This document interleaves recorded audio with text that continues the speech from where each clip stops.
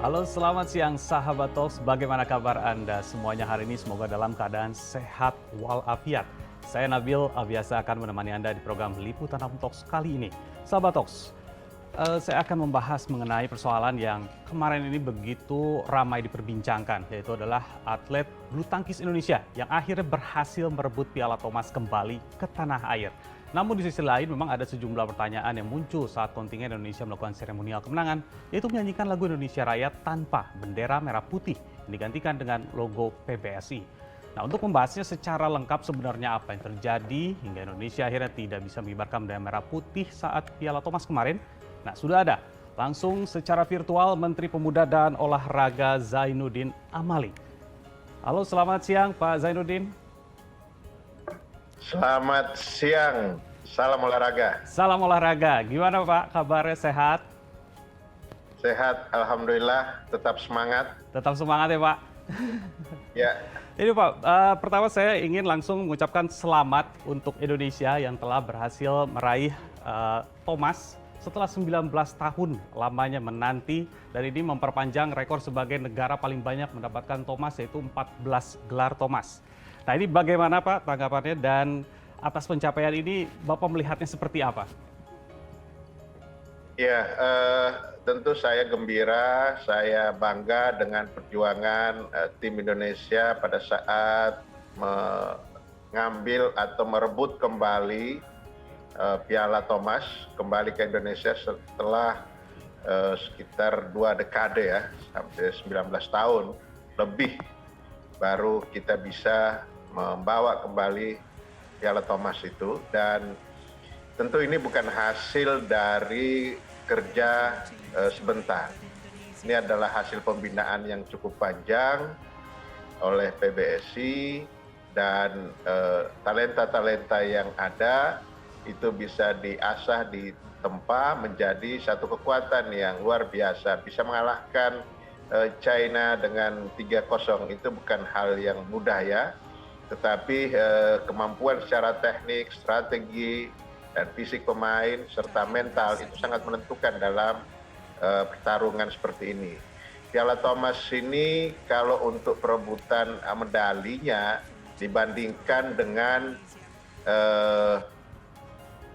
Olimpiade, khususnya untuk bulu tangkis ya, bukan Olimpiade secara keseluruhan, dia lebih tua. Dia lebih lama dipertandingkan bulu tangkis di Thomas Cup ini. Kalau Olimpiade kan baru Barcelona kalau tidak salah ya, mulai dipertandingkan cabang olahraga bulu tangkis ini. Sehingga gengsinya juga ya setara lah, walaupun ini hanya single event ya, nggak ada cabang olahraga lain yang dipertandingkan. Nah, itulah kenapa saya mengapresiasi kerja PBSI dan kemudian kerja tim di kepengurusan yang baru ini. Pak Agung Firman sudah mampu melakukan penataan tata kelola organisasi, kemudian membenahi pembinaan. Itu juga satu hal yang membuat saya tentu senang, gembira, karena cabang olahraga bulu tangkis ini itu masuk di dalam cabur unggulan kita yang ada di dalam desain besar olahraga nasional yang didasari oleh Perpres 86 tahun 2021. Maka pembinaan yang berjenjang, yang kemudian juga berkelanjutan, sistematis, itu sangat dibutuhkan. Karena untuk mendapatkan talenta atau atlet-atlet yang masuk dalam elit nasional itu tidak mudah atau butuh waktu yang cukup panjang. Menurut para ahli, untuk menjadi seorang atlet yang dengan performa tinggi dibutuhkan waktu sekitar 10.000 jam atau sekitar 10 tahun dalam pembinaan itu. Nah, PBSI ini sudah bergerak di arah itu, sehingga ukuran-ukuran Olimpiade, kemudian Thomas Cup, juga ada All England ya, itu juga menjadi pantauan kami sejauh mana pembinaan di cabang olahraga bulu tangkis ini yang kita tempatkan sebagai cabur unggulan di dalam desain besar olahraga nasional. Bahkan cabur bulu tangkis ini menempati urutan pertama ya, yang keduanya adalah angkat besi di bawahnya ya, dan cabur-cabur lainnya. Jadi tentu ini di samping sebagai kebanggaan kita, maka saya selalu melihat bagaimana progres ini untuk menunjang desain besar olahraga nasional dan tentu persiapan kita untuk Olimpiade Paris 2024 yang akan datang. Saya setuju sekali Pak dengan apresiasi yang harus diberikan kepada tim atlet bulu tangkis. Nah kira-kira nih Pak apresiasinya apa saja? Mungkin ada bonus Pak untuk mereka nih Pak? Ya, kita sedang mendiskusikan karena memang saya kan harus hati-hati ini menyangkut APBN, menyangkut keuangan negara. Memang dalam aturannya itu yang kita diperbolehkan hanya untuk yang multi event seperti Olimpiade, Paralimpiade, Asian Games, SEA Games. Nah, single event ini karena memang itu menjadi tanggung jawab dari cabur, tetapi karena ini masuk di dalam DBON sebagai cabur unggulan, ini sedang kita diskusikan di internal dan mereka juga kan ini masih berputar di satu kejuaraan yang lainnya lagi, belum langsung pulang. Jadi sedang kita ini kan, tapi kalau ditanya tentu saya harus jawab sesuai dengan fakta yang ada bahwa kalau untuk single event itu kita tidak ada ketentuannya di situ. Yang ada untuk multi event ya, itu sudah pasti itu kewajiban kita. Tetapi karena seperti yang saya sampaikan, Thomas Cup ini atau Piala Thomas ini sejarahnya jauh lebih panjang daripada Olimpiade, walaupun dia single event dan gengsinya juga paling tidak ya setara lah begitu ya. Karena negara-negara raksasa bulu tangkis itu juga punya keinginan yang sama. Denmark menjadi tuan rumah dengan ambisi supaya mereka menjadi juara, tetapi ya itulah olahraga, siapa yang paling siap fisik, paling siap strategi dan tentu teknik, dan yang paling menentukan adalah mental. Itu terlihat betul bagaimana strategi dari pelatih menurunkan ganda pertama kan. Biasanya orang memperkirakan itu pasti Marcus Gideon atau pasangan yang nomor 2-nya Muhammad Aksan dan pasangannya, tetapi akhirnya yang diturunkan itu adalah Fajar dan Rian. Mungkin ini Cina juga agak susah membacanya karena yang diturunkan bukan yang peringkat-peringkat atas, sehingga menebak seperti apa pola permainan dan lain sebagainya. Itulah strategi. Dan kelihatan betul mereka main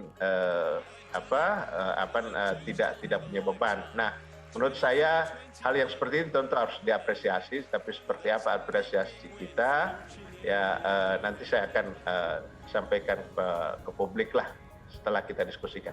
Tapi berarti belum ada ketentuan untuk bonus ya Pak ya? Ya, belum ada karena belum ada, memang di ketentuannya untuk yang multi event ya, yang single event. Mungkin dari ada, tetapi ini Pak, dari hal lain gitu, mungkin di luar aturan gitu ya, bonus secara mungkin atau pribadi atau mungkin dari mana gitu Pak, nggak bisa ya?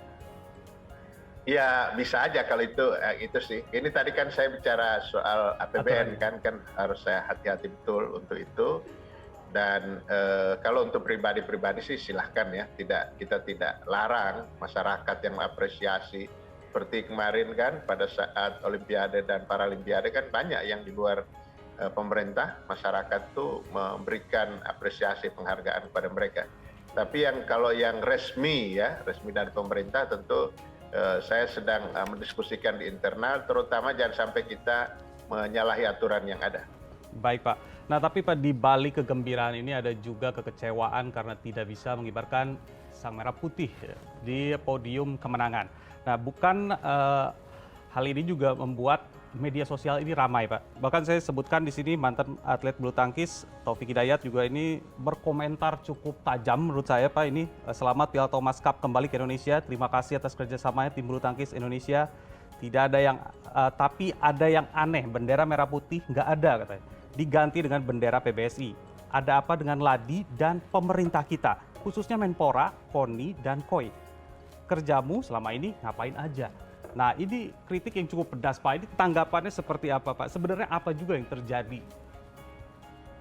Ya, sebenarnya apa yang disampaikan Taufik itu suatu masukan buat kita ya, kita juga tidak boleh emosional merespon itu. Tetapi ada pihak-pihak yang tidak terkait di situ dikatakan kayak seperti KOI ya, itu juga sebenarnya tidak terkait dengan urusan doping ini. Kalau Ladi iya. Karena yang di-bench, yang disanksi oleh WADA ini adalah lembaga anti doping internasional, itu adalah Ladi. Tetapi ini berpengaruh kepada kita. Nah, sehingga terbawalah kita di situ. Jadi Ladi ini adalah lembaga independen yang kita fasilitasi. Dan apa yang terjadi, sebagaimana yang sudah disampaikan oleh WADA, bahwa dianggap tidak compliance. Ya kan gitu ya, tidak compliance-nya karena apa? Tidak melaporkan sesuai dengan TDP. TDP itu adalah Test Doping Plan. Jadi setiap tahun ada perencanaan tentang doping. Nah, berapa sampel yang akan dikirimkan? Memang satu hal yang masih juga disayangkan, kita ini masih mengirim sampel tes doping kita, tes urin itu ke laboratorium yang ada di Qatar. Itu juga problem. Tetapi kemudian situasi di Indonesia yang seperti yang saya sampaikan, informasi yang saya dapat dari Ladi itu yang tidak bisa dijelaskan secara utuh kepada WADA, sehingga WADA menganggap kita tidak patuh terhadap misalnya merencanakan berapa sampelnya, ternyata hanya bisa mengirim berapa. Nah, kurang dari yang ada di dalam perencanaan atau dalam TDP itu yang oleh WADA. Sebenarnya ini hal-hal yang seperti ini kan soal administrasi, soal komunikasi, kalau bisa dikomunikasikan dengan baik, dijelaskan dengan baik, itu saya kira tidak ada masalah. Tetapi ini sanksi sudah terlanjur ya, maka saya itu baru tahunya tanggal 7 Oktober, karena itu ternyata itu sudah surat yang terakhir dari WADA menyampaikan itu, dan begitu saya dapat tanggal 8 saya langsung respon minta Pak Sesmen yang ada di Jakarta, karena sebelum dan sampai dengan selesainya PON kan saya berkantor di Papua, sehingga tidak mungkin saya untuk berkomunikasi dengan pihak luar. Jadi saya minta Pak Sesmen untuk mengirim surat langsung kepada kita. Tetapi memang karena ini lembaga independen yang minta untuk menyampaikan klarifikasi atau pembelaan lah, itu adalah harus lembaga yang dimaksud, yakni Ladi. Nah, ini yang belum terkomunikasikan dengan baik. Nah, makanya saya kemarin pada saat rapat dengan Ladi, kemudian saya rapat dengan NOC, saya memutuskan untuk membentuk tim. Tugas tim ini ada 2. Yang pertama adalah mengakselerasi supaya bisa cepat sanksi ini berakhir dan segera dicabut, tentu mengumpulkan berbagai data dan lain sebagainya yang dibutuhkan untuk segera dikirimkan dan diverifikasi oleh WADA itu sendiri, sehingga upaya itu kita bisa lakukan. Dan saya bentuk tim ini 7 orang, 2 dari NOC, 2 dari Ladi, 2 dari perwakilan cabur. Jadi setiap cabur 1 orang, terutama cabur yang sering bertanding di luar negeri dan aktivitas-aktivitas mengikuti kejuaraan luar negeri. Di situ saya akhirnya pilih bulu tangkis PBSI 1 orang, tentu yang berbidang di luar negeri, dan juga dari PAPSI angkat besi, karena mereka juga sering, bahkan mereka harus benar-benar hati-hati karena di cabang olahraga angkat besi ini juga banyak kasus-kasus doping yang itu, sehingga mereka terlibat. Kemudian 1 dari pemerintah. Nah, pimpinannya langsung Ketua NOC Pak Raja Sabta Oktohari, Pak Okto ya. Nah, malam ini nanti beliau nanti akan ke Eropa, akan ke IOC, tentu ada IOC meeting di situ, sekaligus menyampaikan tentang masalah yang kita hadapi dan minta untuk segera dibuka ban-nya. Dan pada saat IOC meeting itu kan ada wadahnya juga, ada wadah yang datang. Nah, saya minta supaya Pak Okto untuk berkomunikasi dengan pihak-pihak yang ada di sana, menjelaskan tentang apa yang terjadi di Indonesia. Dan saya minta kepada tim ini yang 7 orang yang dipimpin oleh Pak Okto, di samping mengakselerasi supaya kita bisa cepat dicabut band-nya, juga menginvestigasi. Harus ada investigasi tentang apa yang menjadi penyebab sesungguhnya sampai komunikasi Ladi dengan Wadah begitu tidak tidak lancar, kemudian dianggap kita tidak compliance dan lain sebagainya. Ini harus diinvestigasi, nggak bisa dibiarkan. So kalau kita biarkan, kan biasa kita ini ya sudahlah, yang penting selesaikan dulu, terus nggak usah lagi melihat yang lalu apa penyebab. Saya kira tidak. Dua-duanya harus kita kerjakan secara paralel, yakni menuntaskan masalah ini supaya cepat selesai, cepat dicabut sanksi dan atau bans-nya, dan juga menginvestigasi kenapa ini bisa terjadi. Itu loh. Kan negara-negara lain juga ada yang mengalami hal yang sama dengan kita. Tetapi kenapa? Apakah ada dengan masalah dengan di internal kepengurusan atau masalah komunikasi dengan wadahnya seperti apa? Pasti akan muncul itu, akan muncul dan bisa kita tahu, dan sekaligus hasil kerja tim, rekomendasi dari tim ini itu akan menjadi pijakan saya untuk bergerak ke depan. Saya sangat berharap ini bisa selesai, tetapi tidak boleh terulang lagi. Nah, oleh karena itu perlu diinvestigasi. Apa yang menjadi penyebabnya? Kalau ada orang yang dengan sengaja melakukan itu, tentu harus kita umumkan ke publik dan harus dapat sanksi. Nah, sanksinya kira-kira apa, Pak? Karena menurut saya sih ini agak lumayan fatal juga ya, Pak. Sebenarnya kan jatuhan sanksi itu atau sanksi pertama itu diberikan surat pertamanya tanggal 15 September, dan di situ juga saya lihat di sini ada beberapa negara, bahkan beberapa negara ini akhirnya menjawab tenggat waktu 21 hari itu hingga akhirnya tidak dijatuhi sanksi, dan hanya ada 3 akhirnya, Korea Utara, Thailand, dan Indonesia. Nah, ini bagaimana juga Bapak akhirnya baru tahu itu tanggal 7, Pak. Mungkin sanksi apa kira-kira yang patut diberikan untuk Ladi sendiri? Iya, tentu semua yang harus bertanggung jawab ya harus mendapatkan sanksi dari itu. Tapi saya tetap harus menunggu rekomendasi dari tim, karena saya sudah membentuk tim, sudah percayakan rekomendasi mereka seperti apa. Kalau memang ada yang di internal kami, staf kami di Kemenpora yang juga harus bertanggung jawab, ya kita juga harus akan umumkan kepada publik. Jadi bukan hanya pihak-pihak luar. Makanya saya minta, saya membentuk tim itu supaya objektif. Hanya ada satu dari 7 itu, hanya ada satu dari internal Kemenpora, dan tugasnya itu memfasilitasi saja apa yang menjadi kebutuhan tim itu difasilitasi, dan 6-nya itu dari luar dan ada keterlibatan cabur di situ.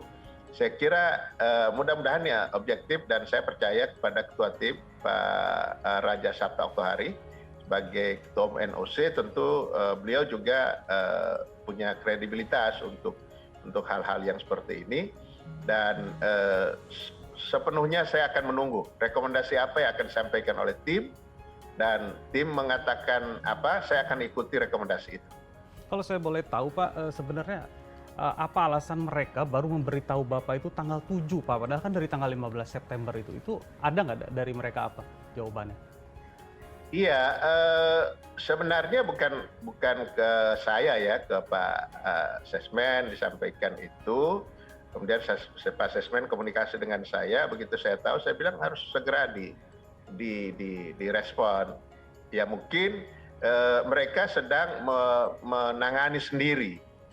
Begitu. Jadi penjelasan sebenarnya sih kalau itu sudah cukup, tidak semua hal harus disampaikan kepada menteri ya.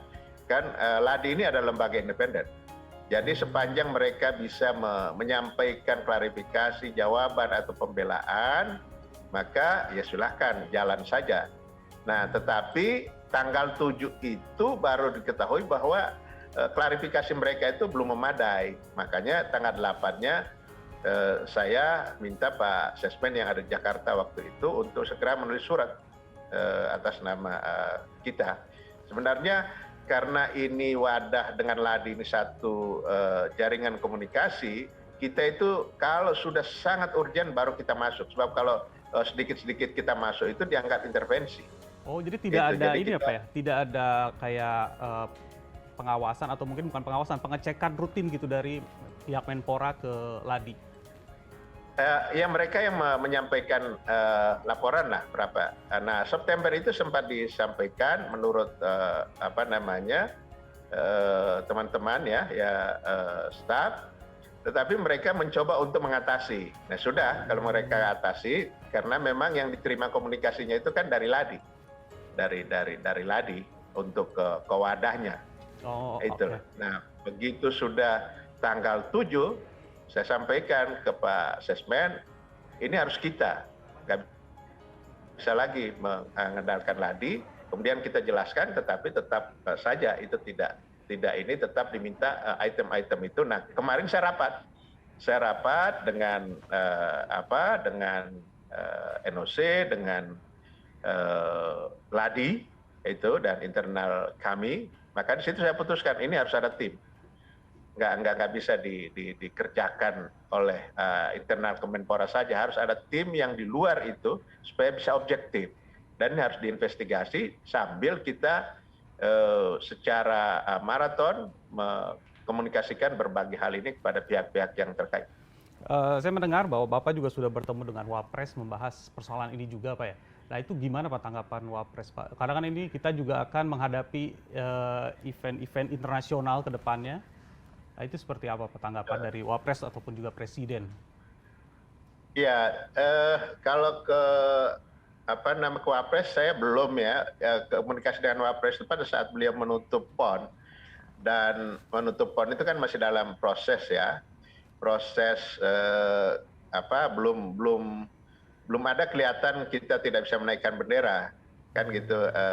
PON hari Jumat ditutup dan ini hari Minggu. Jadi saya belum komunikasi.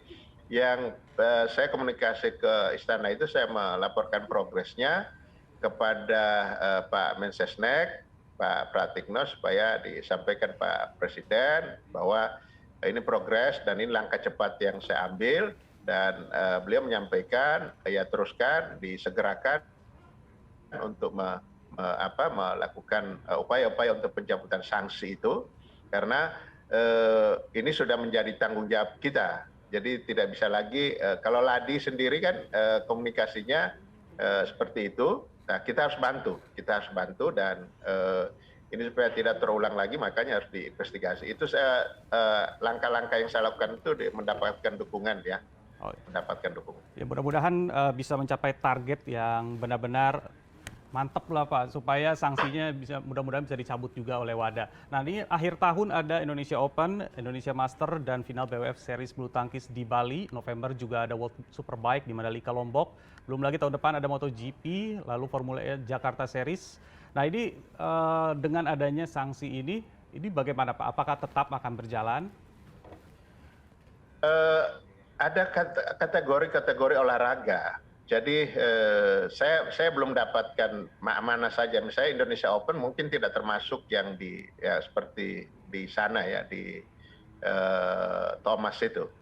Jadi ada kategorinya, di mana yang kita tidak bisa menaikkan bendera, dan ada yang ya tidak masalah gitu. Karena berbeda kita dengan Rusia ya. Kalau Rusia itu kan memang sanksinya berat. Kalau kita ini asal kita bisa klarifikasi apa yang diminta oleh WADA kita bisa penuhi. 2016 kita juga pernah mendapatkan itu, tetapi dia tidak heboh karena tidak ada kegiatan yang kita ikuti waktu itu ya. Kegiatan yang menonjol maksud saya seperti Thomas Cup sekarang, sehingga ya diselesaikan. Kira-kira makan waktu sekitar 2 bulan, clear itu, ya sudah kembali lagi. Ini kan jadi ramenya karena kebetulan ada event, itu saja kejadiannya. Dan kita berusaha supaya hal-hal yang memang ada kaitannya itu bisa kita selesaikan sebelum itu. Kalau Bapak sendiri menargetkan untuk tim percepatan ini berapa lama Pak, supaya Indonesia ini bisa kembali berkibar Pak kalau misalnya nanti menang di salah satu event? Ya secepat-cepatnya lah. Kalau saya kan maunya cepat. Itu.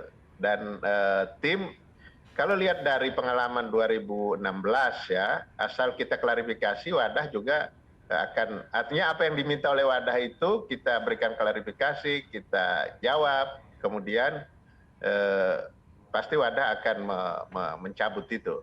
Gitu loh. Jadi memang wadah juga objektif. Berarti intinya dari Bapak sendiri menginginkan bahwa tidak sampai 1 tahun ya seperti sanksi dari wadah agar bisa cepat selesai gitu ya? Ya, saya berharap sih sebelum akhir tahun sudah selesai. Harapan saya seperti itu. Akhir tahun dari 2021 ini ya Pak ya? Ya, harapannya begitu. Harapannya, sekali lagi harapan. Jangan sampai, karena yang bekerja ini tim, seperti apa ininya kan malam ini Pak Okto langsung berangkat ke Eropa, walaupun itu ada kegiatan lain ya, tetapi disempatkan untuk ketemu pihak-pihak yang terkait karena ini IOC meeting, sehingga wadah juga akan hadir di situ. Kemudian Pak Okto juga akan bicara dengan Presiden IOC dan pihak-pihak terkait lainnya. Berarti ini beberapa event seandainya menang seperti Denmark Open juga kemungkinan masih belum bisa bendera kita berkibar ya Pak ya? Karena saya nggak tahu Denmark Open ini masuk nggak dalam kategori itu. Itu belum tahu saya. Oh oke. Mudah-mudahan percepatan bisa ini ya Pak ya, bisa segera menyelesaikan persoalannya. Ya mudah-mudahan juga bisa secepatnya lah Denmark Open yang ada di depan mata juga bisa merah putih ini segera berkibar lah gitu ya Pak ya. Nah ini Pak kita beralih Pak dari persoalan kemenangan Thomas dan juga ya ada persoalan sedikit mengenai bendera yang tidak bisa berkibar. Kita ke PON Papua kemarin Pak. Nah ini ada 56 cabang olahraga sudah selesai dipertandingkan di PON Papua yang baru saja ditutup oleh Wapres 15 Oktober kemarin. Nah di tengah keterbatasan pesta olahraga tahunan ini bisa dikatakan berhasil digelar. Seberapa besar keberhasilan PON kemarin Pak dan apa saja capaian pesta olahraga ini dari perspektif Bapak?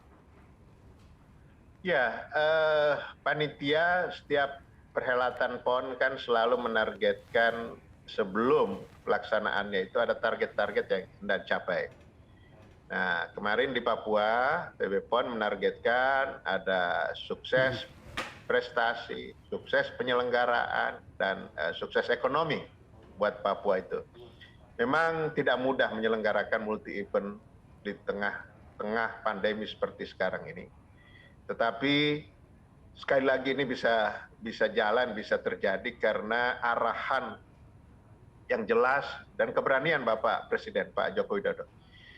Muncul keraguan, kekhawatiran, bahkan ketakutan dari sebagian kalangan apakah perlu PON ini jalan.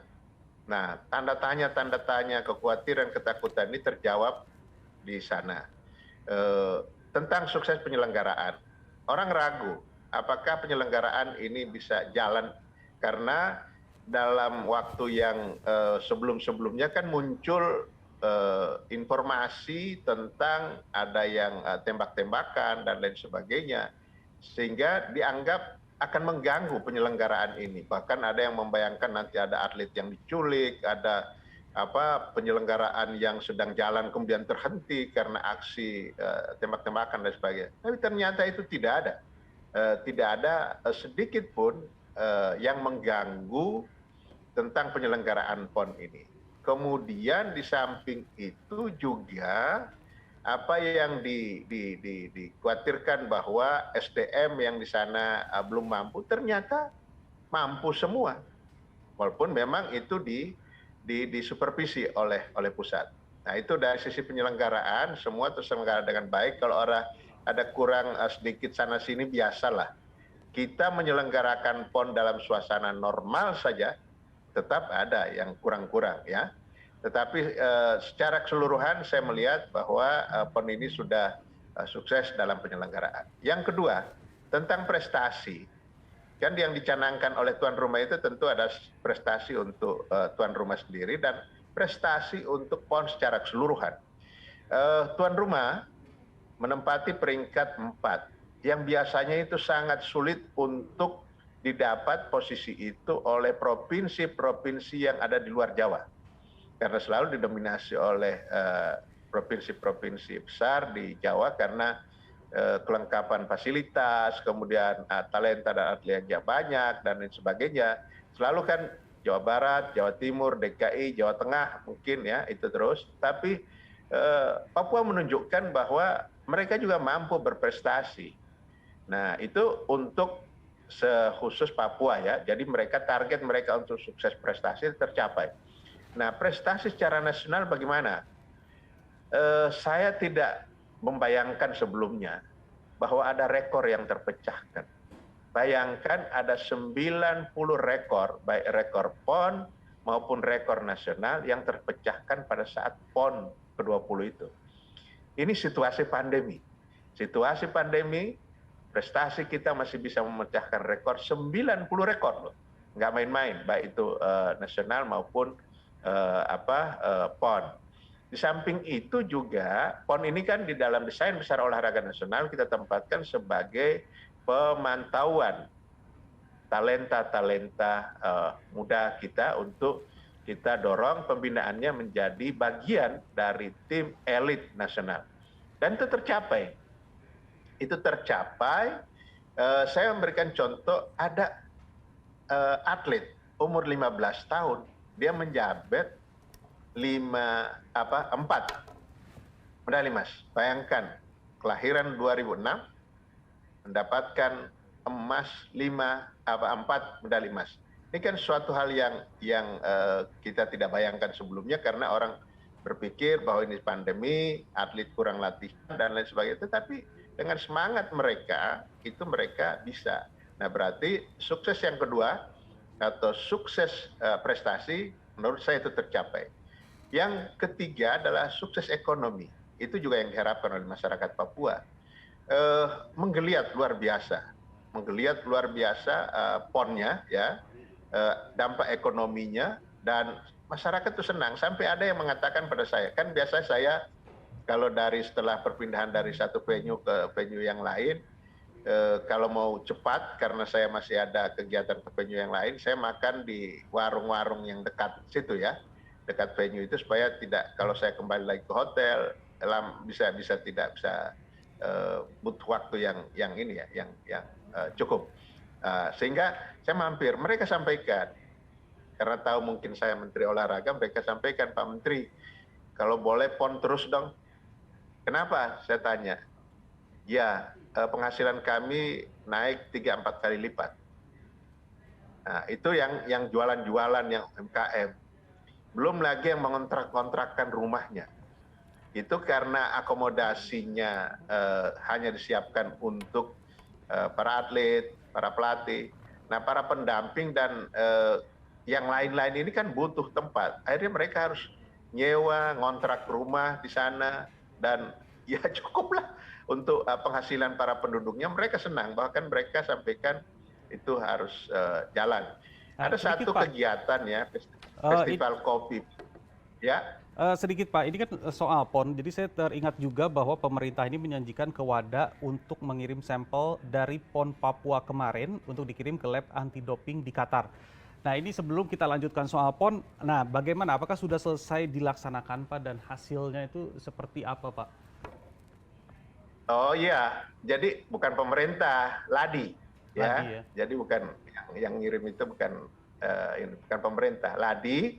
Nah mereka mengambil sampel itu di PON, ya tentu harus dikirimkan ke ke sana ya, ke laboratorium di Qatar. Dan proses doping ini nggak cepat. Makanya ada orang bertahun-tahun, bahkan sudah berapa tahun yang sudah juara, akhirnya gelarnya dicabut karena hasil tes doping itu baru keluar. Kita mendapatkan medali perunggu apa perak, lupa saya, yang tadinya tidak ada sama sekali, itu di Olimpiade Rio. Coba bayangkan, Olimpiade Rio de Janeiro itu tahun 2016. Nah, baru kita ketahui hasilnya itu 2021. Bayangkan lamanya tes doping itu, karena harus hati-hati, jangan sampai orang yang dianggap bahwa tidak doping kemudian di kategori doping dan lain sebagainya. Nah, pengiriman sampel bagi WADA itu yang penting terkirim dulu sampel sesuai dengan TDP.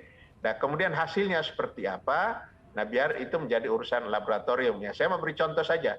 Olimpiade Rio de Janeiro itu kita baru diberitahu 2021, padahal itu olimpiadanya 2016. Sekian lama, berarti 5 tahunan. kita masih nantikan bagaimana nanti hasilnya seperti apa gitu ya. Nah ini kembali lagi ke PON Pak, ini terkait dengan venue. Venue itu biasanya sebelum berlangsung PON ini dibangun, dibagusin, tapi setelah PON selesai, ini selalu saja PON venue-nya ini jadi agak terbengkalai gitu Pak. Mungkin ada nggak sih Pak dari Menpora sendiri agar venue-venue ini tidak terbengkalai? Gitu? Ya, saya sudah ingatkan kepada pemerintah Provinsi Papua maupun kabupaten kota supaya mempersiapkan diri untuk mengelola venue-venue setelah dipakai untuk PON dan Peparnas ya, gitu ya. Nah, mereka langsung tanggap karena saya sampaikan di beberapa tempat sebagai contoh penyelenggaraan Pekan Olahraga Nasional, pada saat mempersiapkan dibangun mewah-mewah, bagus venue itu, tetapi setelah itu terlantar, tidak terurus. Nah, penyebabnya apa? Pertama adalah penyebabnya tidak ditunjuk satu lembaga khusus untuk mengelola itu. Satu. Yang kedua, pemerintah daerah atau lembaga yang ditunjuk itu tidak kreatif menciptakan event-event yang bisa membuat venue itu rame dengan kegiatan. Yang ketiga adalah menutup diri dari mitra-mitra yang di luar itu, sehingga mengandalkan APBD sampai berapa lama tahannya. Saya sampaikan itu. Dan oleh pemerintah Provinsi Papua direspon, mereka membentuk satu badan ya, satu lembaga dalam bentuk kalau di tingkat pusat itu BLU ya, Badan Layanan Umum, seperti GBK lah. GBK itu kan ada direksinya, pengelolanya, dan bahkan GBK itu sudah menghasilkan PNBP, dia tidak meminta lagi pembiayaan dari APBN karena sarana olahraga juga berdampingan dengan sarana-sarana komersial. Nah, saya kira ke depan harus sudah begitu. Saya sudah sampaikan, pemerintah provinsi langsung merespon apa yang saya minta itu, mereka membentuk untuk pengelolaan itu, dan saya bilang jangan menutup diri dari pihak-pihak yang di luar, apakah itu yang akan bekerja sama secara jangka panjang maupun secara per periode yang tidak terlalu panjang juga silahkan. Yang penting venue ini bisa dimanfaatkan untuk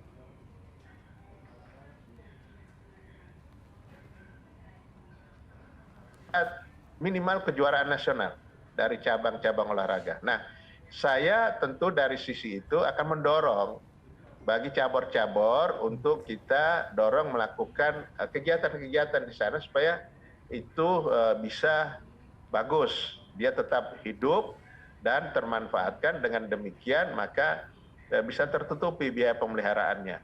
Standar venue yang ada di Papua itu banyak yang sudah standar internasional. Baik. Ini sayang kalau kita tidak Pak, mengenai manfaatkan. PON ini Pak, PON kan sudah selesai, cuman memang ada beberapa kasus klaster di PON ini, dan saya hitung di sini ada 157 ya Pak orang yang terkena positif COVID-19. Nah, ke depannya ini juga ada Paralimpik Pak nasional, yaitu Peparnas. Nah, ini bagaimana Pak evaluasinya agar di Peparnas ini tidak ada lagi klaster dari COVID-19 ini? Ya, untuk menghindarkan sama sekali tidak ada yang terjangkit, tidak mungkin. Tetapi kita harus perkecil yang tertular. Tetapi dari jumlah yang tadi juga yang sembuh itu banyak. Karena gini, kalau atlet yang terkena, ini pengalaman ya, dan catatan kami baik di multi event maupun single event internasional, itu paling lama 4 atau 5 hari sudah recovery. Makanya mereka banyak yang begitu terkena, bahkan dengan CT yang tinggi. CT value yang tinggi itu berarti tidak tidak apa namanya membuat orang terjangkit itu. Jadi itu yang ada ya, sehingga kalau Peparnas mungkin lebih apa namanya lebih bisa tertata karena pesertanya juga tidak sebanyak yang ikut di dalam PON. Cabornya cuma 12 ya, 12 cabor, kemudian pesertanya itu 3.500 orang, itu sudah atlet, pelatih dan pendamping. Sebab kalau Peparnas ini kan juga harus ada pendamping, misalnya dia atletik, lari, harus ada orang yang tidak difabel yang lari di sampingnya. Nah itu jumlahnya sekitar 3.500-an. Nah, itu kan Peparnas, Pak. Nah, ini bagaimana dengan liga yang rencananya justru akan ada penonton nih, Pak? Nah, ini seperti apa pengajiannya? Liga 1, Liga 1 dan 2 sepak bola. Iya, saya kira saya sudah bicara dengan PSSI, sekarang mereka sedang menyiapkan untuk itu.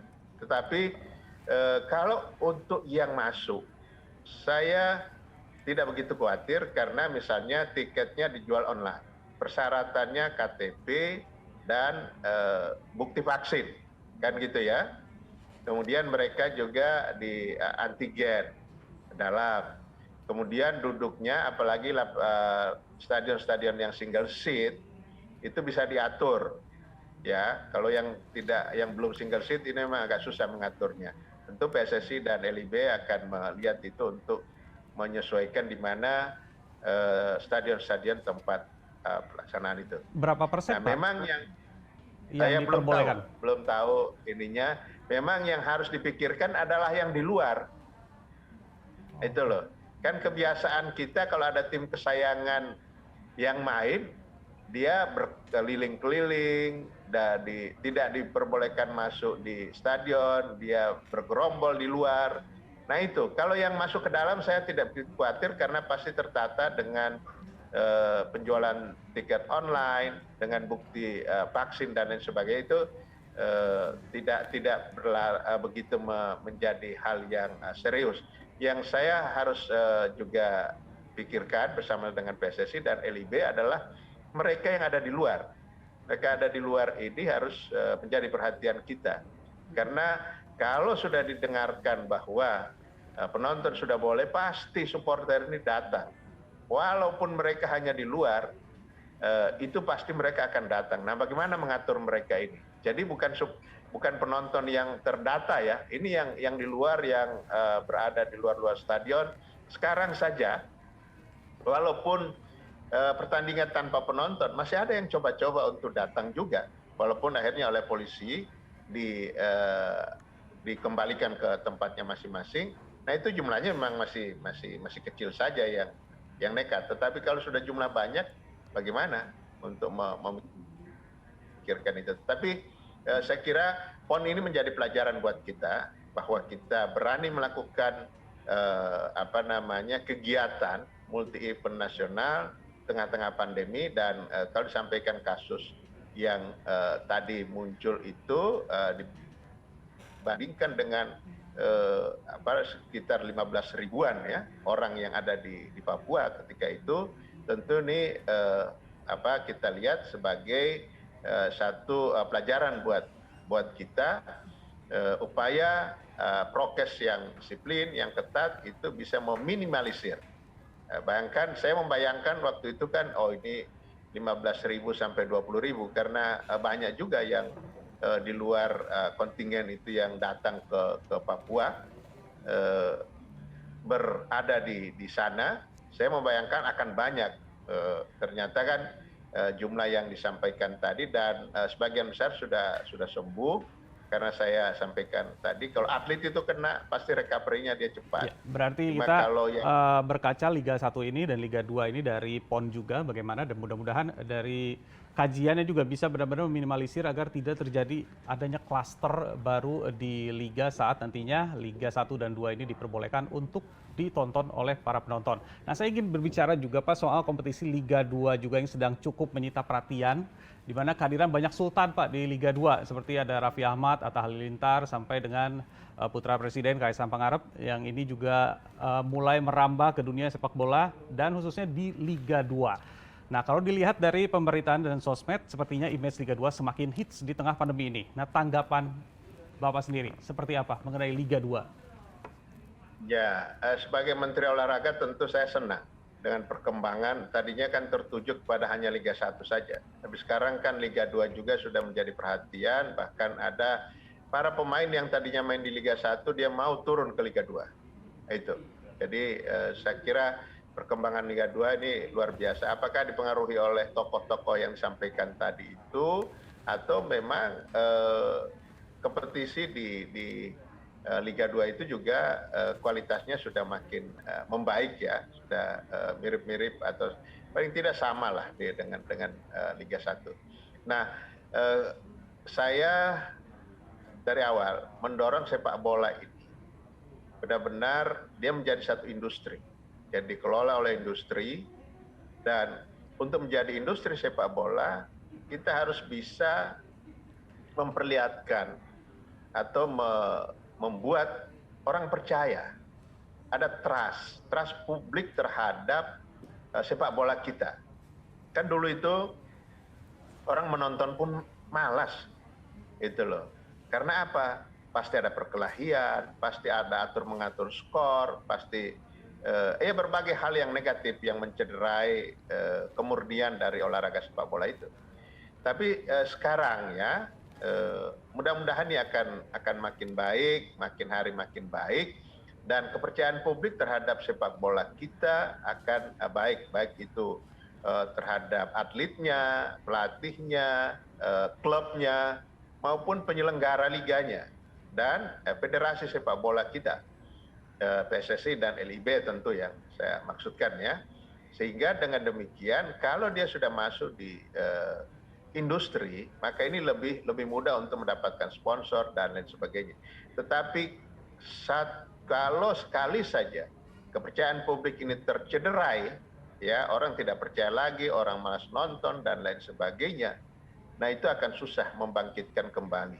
Nah, Liga 2 sekarang ini mendapatkan kepercayaan publik, mudah-mudahan ini bisa dipertahankan, bukan hanya meriahnya, ya kemeriahannya, tetapi kualitasnya. Karena tujuan kita dari kompetisi ini kan adalah tim nasional. Kita harus punya tim nasional yang kuat, yang tangguh, yang begitu dikirim ke luar negeri, dia bisa menjadi kebanggaan buat bangsa ini. Sebab kompetisi digulirkan, kemudian tidak ada sasaran atau target utamanya, itu juga tidak baik ya. Nah, saya sampaikan kompetisi ini diperlukan supaya anak-anak kita, para pemain kita, mereka terlatih untuk berkompetisi, untuk bertanding. Nah, dari hasil itulah kemudian mereka akan terpilih menjadi bagian dari tim nasional. Kan ujung dari pembinaan itu adalah tim nasional, bukan yang lainnya. Nah, di tengah semangat para atlet kita ini mengharumkan nama bangsa dan juga mungkin pencapaian dari atlet-atlet, tentu ujungnya adalah di tim nasional. Nah, tapi apakah ada rencana atau jaminan dari pemerintah terhadap kehidupan para atlet, Pak, setelah pensiun nanti dari olahraga? Ya, kalau atlet-atlet yang masuk di dalam kategori yang saya sampaikan tadi, 14 cabang olahraga yang cabur unggulan, kemudian juga 3 industrinya sepak bola, bola basket, dan bola voli. Sekarang ini dalam desain besar olahraga nasional kita itu kita mendorong dan bekerja sama BUMN untuk menjadi bapak angkat. Dan alhamdulillah khusus untuk sepak bola ini itu sudah ada BRI yang menjadi bapak angkatnya, kemudian yang lainnya juga sudah jalan. Nah, diharapkan dengan adanya bapak angkat ini juga bisa memberikan kesempatan kepada mereka setelah tidak berprestasi, dapatkan tempat untuk berkarir dan lain sebagainya. Ini kita dorong seperti itu. Tentu tidak semua. Kemudian kami ya pada saat setelah Asian Games yang lalu kita memberikan kesempatan untuk menjadi PNS kepada sekitar hampir 300 orang. Tentu yang sekali lagi yang berprestasi. Sebab kalau tidak berprestasi dasarnya apa? Nanti akan muncul oh ini karena dekat dengan Pak Menteri kemudian dikasih posisi sebagai PNS dan sebagainya. Saya kira tidak. Jadi semua mereka yang berprestasi. Nah sekarang yang ada di tim-tim nasional misalnya bulu tangkis kita itu sebagian sudah masuk dalam catatan kita, kayak di angkat besi itu ada Eko, kemudian di bulu tangkis itu Ginting, ada Gracia, ada Apri, itu sudah ikut di dalam penjaringan PNS kita yang lalu. Apakah mereka mau tertarik dengan itu atau tidak, tetapi negara hadir memberikan apresiasi dan memberikan kepada mereka untuk bisa berkarir di PNS. Nah, hal-hal yang seperti itu baik, juga Pak. Sudah kita pikirkan. Nah, baik Pak, saya ingin mengapresiasi memang apa yang sudah dilakukan oleh Bapak, khususnya ini mungkin target selain industri itu adalah berusaha untuk bisa memberikan pensiun lah istilahnya bagi atlet-atlet kita. Nah tapi ini Pak ada sejumlah pertanyaan juga dari netizen yang ingin saya minta Bapak untuk menanggapinya terkait dengan Bapak ini harus lebih mengenal lagi atletnya Pak. Karena Bapak kemarin salah sebut mengenai Fajarian yang ternyata adalah double, Bapak bukan single. Ini tanggapannya seperti apa Pak? Oke, jadi gini, saya itu memuji strategi dari pelatih. Pelatih kita strateginya bagus. Memunculkan Fajarian yang oleh lawan belum begitu dikenal. Ya. Gitu loh. Jadi itu yang saya maksudkan. Sebab yang sudah dikenal ini kan ganda kita yang ada di peringkat-peringkat atas. Pasti lawan kita, China, mereka sudah hafal dengan pola permainan. Fajarian peringkat 7 dunia loh Pak. Ya? Fajarian peringkat 7 dunia dia. Iya, tetapi kan yang biasa mereka tunggu itu yang peringkat 1 dan 2. Kevin Marcus. Biasanya ya? Kan yang diturunkan kan itu. Mungkin saja target pelatih ini yang diturunkan sehingga ya agak mengecoh lah kira-kira begitu. Jadi itu yang saya maksudkan, bukan tidak ada yang kenal dengan mereka. Kan peringkat 1 dan 2 itu kan ada. Nah itu yang disimpan dulu, kemudian mungkin akan diturunkan di ganda yang kedua.